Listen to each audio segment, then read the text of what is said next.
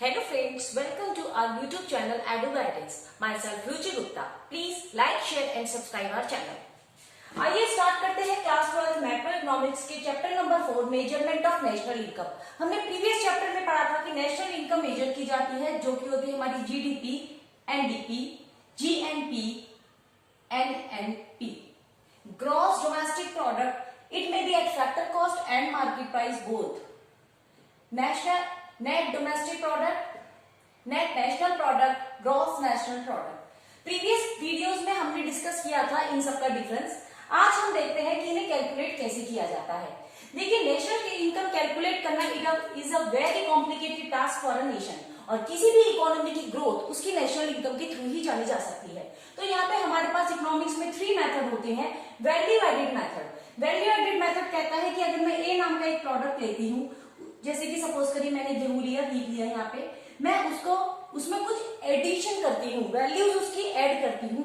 जैसे मैंने उसे फ्लोर बनाया, देन आफ्टर मैं उससे कुकिंग करती हूँ, बेकिंग करती हूँ, बिस्किट्स बनाती हूँ या कुछ बनाती हूँ, तो यहाँ पे मैंने उसकी वैल्यू को फिर से एनहेंस किया और इस तरीके से उस बेकिंग के बाद मैं मार्केट में उसे तरह तरीके से सेल आउट कर देती हूँ। तो this methods relate to value added method. अभी इन सभी मेथड्स की हम डिटेल पढ़ने वाले हैं। नेक्स्ट मेथड आता है मेरा इनकम मेथड। इनकम मेथड कहता है कि किसी की भी national income generate, how much national income is generated can be calculated by the income method. Means citizen ने जो कमाया वही देश ने कमाया, वही देश की इनकम है। तो सिटीजन की इनकम जो होगी, हम इनकम पता करेंगे। इनकम कैसे होती है? Because of the factor of production. तो फैक्टर ऑफ प्रोडक्शन से होने वाले सोर्स ऑफ इनकम से हम अपने देश की इनकम मींस नेशनल इनकम का पता लगा सकते हैं। थर्ड मेथड आता है मेरा एक्सपेंडिचर मेथड। किसी एक बंदे का एक्सपेंडिचर दूसरे का इनकम होता है। तो अगर हम कहें इन अदर टर्म्स कि सिटीजन्स ने जो एक्सपेंडिचर किया वही किसी और की इनकम बना, तो एक्सपेंडिचर मेथड में हम वेरियस सोर्सेज ऑफ एक्सपेंडिचर देखते हैं और एक्सपेंडिचर मेथड का नेशनल इनकम एक्सपेंडिचर मेथड से पता लगाते हैं। तो आइए स्टार्ट करते हैं हम अपने मेथड, इनकम मेथड। आइए स्टार्ट करते हैं मेजरमेंट ऑफ नेशनल इनकम हमारे मेथड इनकम मेथड से। इनकम मेथड आपके फैक्टर ऑफ प्रोडक्शन से होने वाली इनकम से काउंट होता है। देखते हैं इसके कंपोनेंट्स। इसके 5 बेसिक कंपोनेंट्स है। COE, compensation to employees. हमने बताया था ये इनकम होता है फैक्टर ऑफ प्रोडक्शन से स्टार्ट होने वाली। अब फैक्टर ऑफ प्रोडक्शन हमने प्रीवियस क्लास में भी बताए थे, क्या थे हमारी? Land, labour, capital and entrepreneurship. यहाँ पे हमारे ये 4 फैक्टर ऑफ प्रोडक्शन थे। जब कोई एक फैक्टर ऑफ प्रोडक्शन अपनी सर्विस दूसरे को ग्रांट करता है तो उसे रिटर्न्स में मिलते हैं उसकी पेमेंट। तो यहाँ पे फैक्टर ऑफ पेमेंट हमें देखना है क्या होगा। वो होगा हमारा लैंड से मिलता है हमें रेंट, लेबर को मिलते हैं वेजेस, कैपिटल लगाने वाले को मिलता है इंटरेस्ट और एंटरप्रेन्योरशिप को मिलता है प्रॉफिट। तो यहाँ पे यहीं से हम स्टार्ट कर रहे हैं। लेबर इस तरीके के हमें वेजेस देने वाली है। तो हमारा कंपनसेशन टू एम्प्लॉयज स्टार्ट होता है wages and salaries in cash, यानी कैश में देने वाली वेजेस एंड सैलरीज। सपोज कीजिए एक बंदे को 50,000 रुपीज का चेक या कैश मिलता है, तो such kind of payment wages and salaries in cash. Second में आता है मेरा wages and salary in kind. It means suppose कीजिए बंदे को 50,000 रुपीज कैश मिलता है, साथ में उसे मोबाइल, एक लैपटॉप, रहने के लिए घर यानी कि home facility, basic health insurance, सब कुछ फ्री प्रोवाइड किया जाता है। तो ये भी एक तरीके के वेजेस हैं इन अदर काइंड, यानी cash plus many facilities. Third में आता है मेरा employers contribution to social scheme. Employer कौन होता है? जो बंदा काम करता है, यानी लेबर जो होता है वो एम्प्लॉय होता है, और एम्प्लॉयर होता है जो उन्हें अपॉइंट करता है, कैन से दी ऑनर। तो employer contribution to the social scheme, यहाँ पे उन्हें वेरियस जैसे कि प्रोविडेंट देना, ग्रेजुटी देना, ऐसी कुछ बेसिक फैसिलिटी प्रोवाइड की जाती है। यहाँ पे इनका मतलब यही है, जैसे 50,000 plus basic facilities plus gratuity भी दे रहा है, प्रोविडेंट फंड भी दे रहा है। तो ये है हमारा कंपनसेशन टू एम्प्लॉयज, यानी डायरेक्टली और indirectly earned money by the employees. Then after my rent and royalty, अगर कोई अपनी बिल्डिंग लैंड रेंट पे देता है तो उसे रेंट रिसीव होता है। And loyalty are the right for the lease. Suppose कीजिए किसी बंदे के पास माइनिंग फर्म्स हैं, या फिर उसके पास अपनी बहुत बड़ी खेती की लैंड है, तो उसके लिए अगर वो किसी को लीज पे देता है, अथॉरिटी देता है कि आप यहाँ पे काम कीजिए, बदले में मुझे रेंट दीजिए, तो it's also a kind of a rent. Then after interest, जो बंदा कैपिटल एम्प्लॉय करता है वो इंटरेस्ट लेता है। देन प्रॉफिट, जैसे मैंने बताया था एंटरप्रेन्योरशिप में प्रॉफिट होता है। अब प्रॉफिट के भी यहाँ पे टाइप्स है। प्रॉफिट का एक बहुत बड़ा portion as a corporate tax चला जाता है। सपोज कीजिए कोई कंपनी 10 लाख रुपीस का प्रॉफिट अर्न करती है, तो 10 लाख रुपीस में से 1 लाख रुपीस जो उसका एज अ टैक्स दिया है कॉर्पोरेट टैक्स, वो भी हमारी इनकम का पार्ट माना जाएगा। Then after retained earning, retained earning are a kind of the surplus या reserve. Reserve and surplus companies क्या करती है, कुछ अमाउंट को बैकअप में एज अ सेव फ्यूचर के लिए रख लेती है। जैसे इस 10 लाख में से 1 लाख मैंने एज अ टैक्स दे दिया, 2 लाख का मैंने रिजर्व एंड सरप्लस बना लिया, तो ये वही 2 लाख है। रिटेन अर्निंग यानी अर्निंग का वो पोर्शन जो रिटेन कर रखा है, रख रखा है। Then after dividend, share holder, अगर ये बंदी इस कंपनी ने अपने शेयर लॉन्च कर रखे हैं तो वो अपने 10,000 शेयर को अपने शेयर होल्डर के संग डिस्ट्रीब्यूट करेगी। ये वही पोर्शन है प्रॉफिट का जो डिस्ट्रीब्यूट हो चुका है शेयर होल्डर्स को। मीन्स मैं कह सकती हूँ अगर मैंने 8 लाख के बचे हुए प्रॉफिट को शेयर होल्डर्स में बांट दिया है तो दिस इज माय प्रॉफिट। तो यहाँ पे मेरा profit can be divided into 3 terms. आपको इसमें सबका समीशन भी दिया जा सकता है या सबके सेपरेट पोर्शन भी दिए जा सकते हैं। Then after my mixed income, mixed income आपको क्वेश्चन में डायरेक्ट मिलेगी। ये वो इनकम है जिसको क्लासिफाई नहीं किया गया सेपरेटली, जैसे एक बाबर ने क्या कमाया, एक टीचर ने क्या कमाया, या किसी ठेली वाले ने क्या कमाया, एक छोटे से रिटेलर शॉपकीपर ने क्या कमाया। तो इस तरीके से ये बेसिक कंपोनेंट है इनकम मेथड के। आइए करते हैं इसके कुछ इंपॉर्टेंट न्यूमेरिकल स्टार्ट करने से पहले चाहेंगे एक बार रिवाइज कराना कि नेशनल इनकम हमें ये 5 फैक्टर्स ऐड करने पे देता है NDP at FC, net domestic product at factor cost. यहाँ पे हमारे 5 कंपोनेंट्स है COU, COE compensation of employees, rent and royalty, interest and profit, जिसका क्वेश्चन में आपको समीशन भी मिल सकता है एज अ ऑपरेटिंग सरप्लस के नाम से। Then after your mixed income, इसमें हमें 5 पॉइंट्स का बहुत केयरफुली ध्यान रखना है।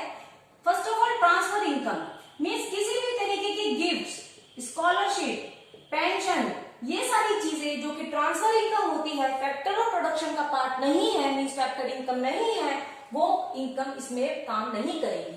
वो इनकम क्यों काम नहीं करेगी, क्योंकि यूनिलैटरल ट्रांजैक्शन या किसी भी तरीके का गिफ्ट्स वगैरह आर नॉट जनरेटेड, वो फ्री के मिलते हैं, that's why they are not a part of the income. Then after sale of the second hand items, किसी भी तरीके की सेकंड हैंड आइटम की सेल से होने वाली इनकम काउंट नहीं होगी, क्योंकि जब वो आइटम फर्स्ट टाइम बिका था तब उसकी इनकम नेशनल इनकम में काउंट की जा चुकी थी।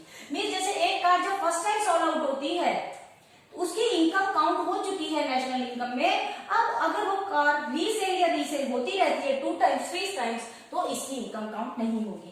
Then after share bonds debentures, इनसे होने वाली इनकम भी काउंट नहीं होगी, क्योंकि shares bonds debentures company issue करती है और इनसे होने वाले प्रॉफिट को वो अपनी इनकम में काउंट कर रही होती है। तो अगेन अगर हम ये दोबारा काउंट करते हैं तो रिपीट हो जाती है item.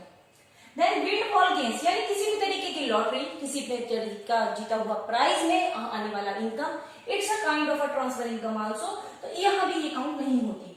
Then after imputed value of the owner, owner की खुद की लगाई हुई जमीन पे, फैक्ट्री पे लगाई हुई जमीन या फिर कैपिटल या फिर खुद की जो उसकी एम्प्लॉइज की जो टाइम लगा हुआ है एज अ सैलरी काउंट की जा सकती है, क्योंकि एम्प्लॉइज अपने एफर्ट्स को जो बिजनेस में लगाता है, अपनी कैपिटल पे लगा हुआ इंटरेस्ट, अपनी खुद की सैलरी, इन चीजों को भी काउंट करते हैं। देन पोस्ट सेविंग पेमेंट, किसी भी पुरानी सेविंग में लगा हुआ इंटरेस्ट, जैसे कि ज्यादा एफडीज हो जाने पे उसका इंटरेस्ट लगाना या किसी भी तरीके की इनकम टैक्स की रिफंड होना, ये सब भी काउंट नहीं होंगे। आइए देखते हैं कुछ न्यूमेरिकल्स। आइए समझते हैं न्यूमेरिकल्स को। न्यूमेरिकल्स में हमें बहुत सारी मल्टीपल ऐसी चीजें दी जाएंगी जो कि इनमें से बाहर होगी, क्योंकि किसी भी मेथड में चीजें दी जाती है तीनों मेथड के अकॉर्डिंगली। अब जब मैं अपने क्वेश्चन को इनकम मेथड से करूंगी तो I will have to search all item, इनमें से रिलेटेड आइटम हम सर्च करेंगे। तो स्टार्ट करते हैं। तो सबसे पहला आइटम हमें यहाँ पे सीओई के कुछ कंपोनेंट्स है, जैसे कि salary and wages in cash, salary and wages in kind and employers contribution to the society. तो हम अपने क्वेश्चन में देखते हैं यहाँ पे हमें क्या क्या मिलता है। यहाँ पे हमें क्वेश्चन में मिल रहा है wages and salaries in cash. तो हम लिख रहे हैं वेजेस एंड सैलरीज। आप इनकी नंबरिंग भी कर सकते हैं, नंबरिंग इन दी सेंस आप सिर्फ 10 नंबर लिख लीजिए, 10 प्लस। देन आफ्टर मुझे सीओई का एक और पार्ट है, एम्प्लॉयर्स कॉन्ट्रीब्यूशंस, एम्प्लॉयर्स कॉन्ट्रीब्यूशन। तो यहाँ पे मैं उसका नंबर लिख रही हूँ, नंबर है 12। वैल्यू लिखते हैं, 10th नंबर की वैल्यू है यहाँ पे मेरे पास वेजेस एंड सैलरीज की 110 और यहाँ पे एम्प्लॉयर्स कॉन्ट्रीब्यूशन की वैल्यूज है मेरे पास 10। आती हूँ रेंट एंड रॉयल्टी पे। यहाँ पे रेंट एंड रॉयल्टी आपको क्लियरली गिवन है, रेंट एंड रॉयल्टी आपको कोई जरूरत नहीं है पूरी पूरी स्टेटमेंट लिखने की, आप नंबरिंग लिख सकते हैं ओनली लाइक दिस। यहाँ पे 8 नंबर ही रेंट एंड रॉयल्टी को डिनोट कर रहा है जिसकी वैल्यू है 40। Come to the interest, interest and profit दोनों कंबाइनली दे रखे हैं यहाँ पे पॉइंट नंबर 9 पे। इंटरेस्ट एंड प्रॉफिट पॉइंट 9 की वैल्यू है ₹20। Then after mixed income, mixed income of self employees यहाँ पे डायरेक्टली इसी नाम से गिवन है, मैंने एरो लगा दिया है, जिसका नंबर है 7। वैल्यू है 7 की 120। I need to add all this 120, 240, 280 and 300। अब मुझसे यहाँ पे मांगा है national income. I need to calculate here national income, जबकि ये मेथड मुझे देता है क्या, NDP at FC. NDP at FC मेरा 300 है, जबकि I need to calculate NNP at FC means net national product. तो नेट नेशनल प्रोडक्ट के लिए I need to add domestic product में what I need to add, NFIA, net factor income from abroad. यहां पे लिख रही हूं मैं इसकी detail, net factor income from abroad. तो फ्रॉम एब्रॉड में मैं net factor income from abroad में से लेस करने वाली हूं factor income to abroad. I will write 300। अब देखते हैं factor income from abroad and to abroad कहां दे रखा है। देखिए factor income received from abroad की वैल्यू है 10 और टू एब्रॉड की पेड टू एब्रॉड की वैल्यू है 20। तो इस तरीके से मेरे पास आ जाता है 300 माइनस 10 एंड 290। यहाँ पे कुछ स्टूडेंट्स इसका कन्वर्जन यहीं पे करना पसंद करते हैं, पर मैं कहूंगी कि पहले फॉर्मूले में देखिए फॉर्मूला आपको क्या प्रोवाइड करता है, देन आफ्टर इसका ट्रांसफॉर्मेशन कीजिए। चैप्टर नंबर 3 में जो हमने नोट्स बताए थे, how to convert all the measurements, उसके हिसाब से पैटर्न से इसे वेरीफाई करते हैं। I hope it is clear. Please don't forget to like, share and subscribe our channel. देखते हैं अगला न्यूमेरिकल। चलिए देखते हैं एक और न्यूमेरिकल्स। इस न्यूमेरिकल्स में हमें देखते हैं हमें क्या क्या गिवन है। कंपनसेशन ऑफ एम्प्लॉइज हमें डायरेक्टली गिवन है पॉइंट नंबर 16 पे। पॉइंट नंबर 16 पे हमें कंपनसेशन ऑफ एम्प्लॉइज गिवन है 450 पे। याद रखिएगा यहाँ पे फिर भी मैं अपने ही मेथड से करूंगी, जो मुझे मांगा है, जो ये मुझे देता है मैं वही यहाँ पे लिखूंगी, जबकि क्वेश्चन में मुझसे मांगा है GNP at MP, means question में डिमांड की गई है gross national product at MP, जबकि ये मेथड मुझे देता है NDPFC। तो मैं बिल्कुल स्ट्रेट चलूंगी, इन सब चीजों को ऐड करके मैं NDPFC he first of all calculate करूंगी। तो यहाँ पे मेरा पहला पॉइंट COE मुझे मिल जाता है 16 नंबर के पॉइंट पे, मैंने उसकी वैल्यू लिख ली है 450 रुपीज। देन आफ्टर रेंट रॉयल्टी देखते हैं क्वेश्चंस में। रेंट आपको गिवन है पॉइंट नंबर 7 पे, आपको रेंट मिल जाता है पॉइंट 7 की वैल्यू है ₹100। रॉयल्टी पूरे क्वेश्चन में मिसिंग है, कोई प्रॉब्लम नहीं। Then after interest,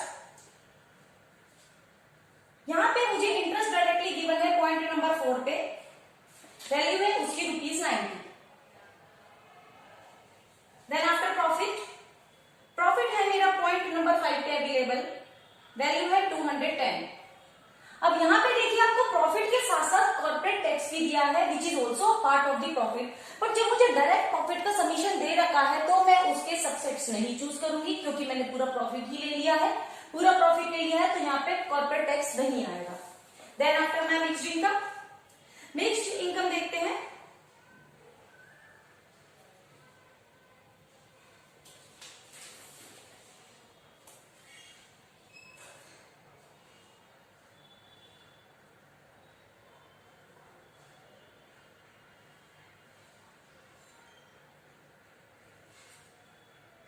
mixed income नहीं है यहाँ पे,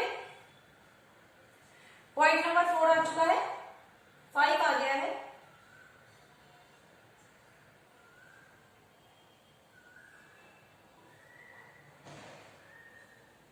ओके, फिक्स्ड इनकम यहाँ पे नहीं है तो इसलिए कोई प्रॉब्लम नहीं है, इन्हें ऐड ऑन करते हैं। 550 प्लस 300, दिस इज 850। तो I have NDPFC 850, what I need to calculate GNP at MP। I have at NDPFC मेरे पास है, I need to calculate GNP। तो नेट को ग्रॉस में कन्वर्ट करने के लिए first of all I need to add depreciation. Depreciation का यहाँ पे दूसरा नाम दे रखा है मुझे consumption of fixed asset, point number 14 पे। तो पॉइंट नंबर 14 पे मुझे डेप्रिसिएशन दे रखा है ₹20, तो मैं 20 ऐड कर देती हूँ। Then I need to convert my domestic word into national. तो डोमेस्टिक इनकम को मुझे नेशनल इनकम में ऐड करने के लिए I will have to add NFIA। NFIA क्या था? Net factor income from abroad, means factor income from abroad minus factor income to abroad. निकालते हैं, फैक्टर इनकम फ्रॉम अब्रॉड है मेरी पॉइंट नंबर 8 में, वैल्यू है 20, and factor income to abroad है मेरी पॉइंट नंबर 10 में, वैल्यू है 40। देन मेरे को मिल रहा है factor cost, I need to reach at market price. Market price में जाने के लिए I need to add NIT, tax minus subsidy. देखते हैं डायरेक्ट गिवन है या इनडायरेक्टली। टैक्स मुझे, इनडायरेक्ट टैक्सेस मुझे गिवन है पॉइंट नंबर 9 पे, वैल्यू है 55, एंड सब्सिडीज मुझे गिवन है पॉइंट नंबर 12 पे, उसे मैं सब्ट्रैक्ट करूंगी, वैल्यू है उसकी 25। So I need to subtract all this. Solve करते हैं। 850 प्लस 20 माइनस 20 प्लस 30, तो your answer is 880 crore. I hope आपको समझ में आया होगा। तो यहाँ पे जो क्वेश्चंस आपको मिलेंगे वो डायरेक्टली इनडायरेक्टली किस पेपर में मिलते हैं, आपको उनकी फुल स्पेलिंग लिखने की कोई जरूरत नहीं। यू कैन यूज द उनकी नंबरिंग जो भी आपको गिवन होगी, you can use it directly. उसके बाद ट्रांसफॉर्मेशन करने के लिए आपको डेप्रिसिएशन NFI और NIT के साथ रोल प्ले करना होगा, जो चैप्टर 3 में हमने करवाए थे। तो I hope it is clear now. Myself Ruchi Gupta, exclusively for edu guidance. Please like, share and subscribe our channel. मिलते हैं नेक्स्ट वीडियो के साथ एक्सपेंडिचर मेथड पे। Thank you.